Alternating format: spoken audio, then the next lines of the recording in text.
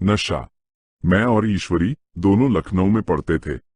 मैं एक साधारण परिवार का था जिसके पास रहने को एक कच्चा मकान और 20-25 बीघे जमीन थी। मेरा पिताजी एक छोटे से सरकारी दफ्तर में क्लर्क थे और अपनी ईमानदारी से ज्यादा 10 रुपए महीने की बचत कर पाते थे। ईश्वरी एक बड़े जमींदार का लड़का था जिसके पास हजारों की जमीन, सैकड़ों गांव और एक बड़ा महल था। उनकी दौलत का अंदाजा लगाना भी मेरे जैसे साधारण व्यक्ति के लिए मुश्किल था। हम दोनों में दोस्ती हो गई, और एक अजीब सी दोस्ती। मैं नहीं कह सकता कि ईश्वरी को मुझसे दोस्ती करके क्या फायदा होता था। वो शायद मेरी सादगी और मेरे सीधेपन को पसंद करता था। मैं अक्सर सोचता था कि हमारी दोस्ती का क्या मतलब है, कहां तक ये दोस्ती चल सकती है। मैं उसे अपने घर पर कैसे बुलाऊंगा जहां कोई नौकर चाकर नहीं है, खाने को दाल रोटी के सिवा कुछ नहीं है। कहां वो महलनुमा घर जहां नौकरों की फौज है, खाने में तरह तरह के पकवान हैं। उसे कौन सा खाना पसंद आएगा, पर इस बारे में ईश्वरी कभी नहीं सोचता था। वो हमेशा मुझे अपने घर बुलाने की बात करता रहता था। यार, इस बार छुट्टियों में मेरे गांव चलना, बड़ा मजा आएगा। शिकार करेंगे, गांव घूमेंगे, मेरे पिताजी से मिलवाना। मैं हिचकिचाता था। मुझे अपनी गरीबी का एहसास था। मैं नहीं चाहता था कि मेरी गरीबी उसके सामने उजागर हो, पर ईश्वरी के बार बार आग्रह करने पर आखिर मुझे मान ही लेना पड़ा। गर्मी की छुट्टियां हुई। हम दोनों ट्रेन से ईश्वरी के गांव रियासतपुर पहुंचे। स्टेशन पर हमें लेने के लिए गाड़ी आई हुई थी जिसमें 4 घोड़े जुते हुए थे। गाड़ीवान और 2 चौबदार साथ थे। गाड़ीवान को भी एक आदमी कहा जाता था और उसे बाबू साहब कहकर पुकारा जाता था। चौबदार ईश्वरी को देखकर झुकते हुए सलाम करते थे, महाराज। ये सब देखकर मुझे थोड़ा अजीब लगा। जब हम गांव पहुंचे तो ईश्वरी के घर का दृश्य देखकर मेरी आंखें खुली की खुली रह गईं।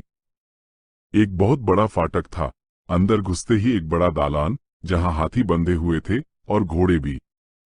एक तरफ एक बड़ा तालाब था जिसमें कमल खिले हुए थे। महल की भव्यता और शान शौकत देखकर मैं तो दंग रह गया। नौकरों की एक लंबी कतार थी जो ईश्वरी को देखकर सलाम करती थी। सब उसे मालिक कहकर पुकारते थे। ईश्वरी ने मेरा परिचय अपने पिता से कराया।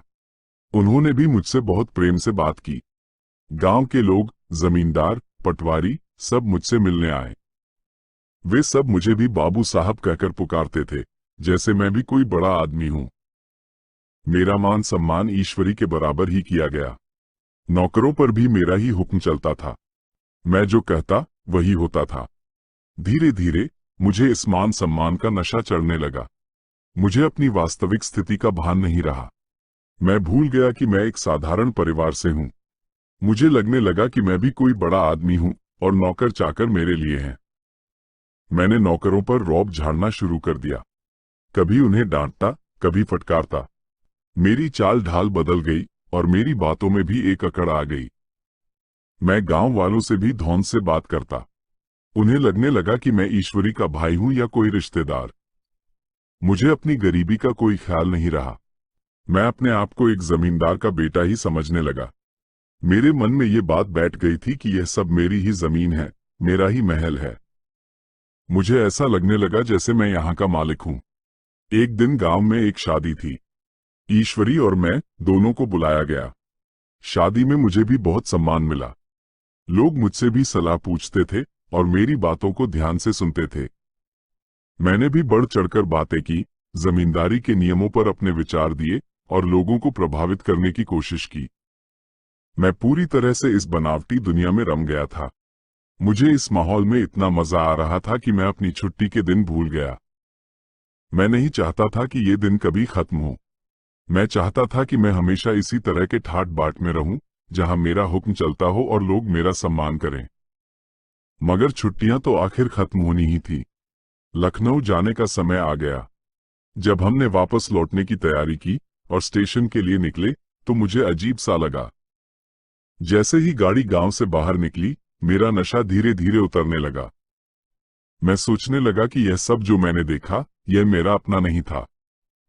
ये सब ईश्वरी की वजह से था। यह मान सम्मान, ये ठाट बाट, ये बाबू साहब का संबोधन, ये सब ईश्वरी की दोस्ती का नतीजा था। मेरी अपनी क्या हैसियत है? मैं तो वही वीर हूं जो एक छोटे से क्लर्क का बेटा है और जिसके पास रहने को एक कच्चा मकान है। जैसे जैसे ट्रेन आगे बढ़ रही थी, मेरा नशा पूरी तरह से उतर गया। मुझे अपनी असलियत का एहसास हुआ। मुझे अपनी गरीबी और अपनी साधारण स्थिति का भान हुआ। यह एहसास मुझे कुछ देर के लिए उदास कर गया। मुझे लगा कि मैं एक सपने से जाग गया हूं।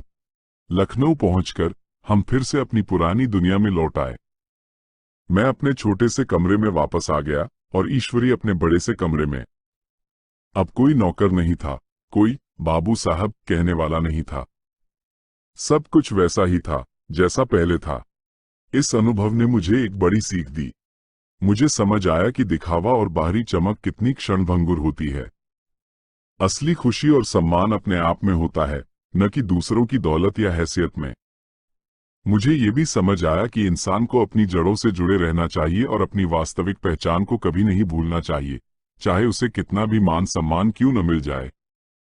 नशा कहानी दिखावे के आकर्षण और व्यक्ति की वास्तविक स्थिति के बीच के अंतर को बखूबी दर्शाती है।